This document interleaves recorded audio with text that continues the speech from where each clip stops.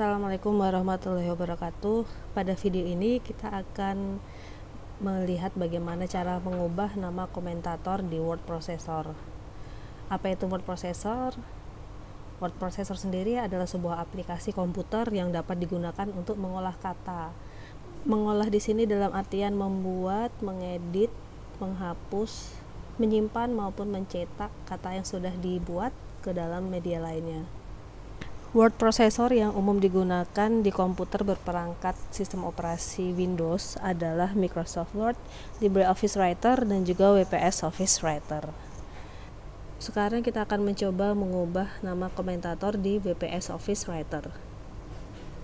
Jadi yang dimaksud komentator di sini adalah ketika kita memberikan sebuah komentar di pengolah kata yang kita buat.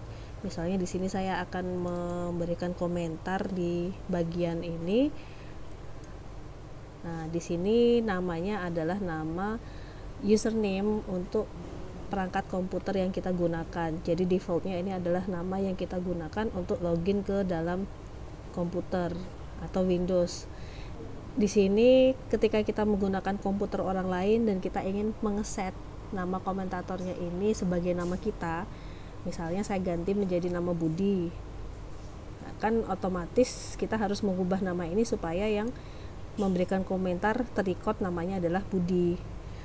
Maka hal ini dapat kita lakukan dengan mengubah namanya di sini, yaitu kita klik bagian track change di bagian menu drop down-nya, lalu kita pilih change username.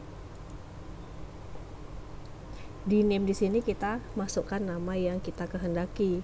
Karena tadi mau diganti menjadi Budi, maka di sini saya ganti dengan Budi, lalu diklik OK.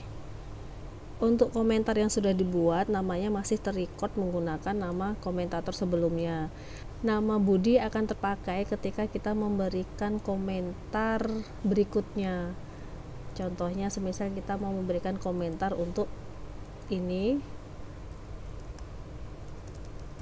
Di sini nama komentatornya akan menggunakan nama komentator yang sudah kita perbarui tadi, yaitu Budi. Lalu bagaimana cara mengubah komentar yang sudah ada? Ini bisa di-delete terlebih dahulu, lalu kita berikan komentar ulang sebagai Budi.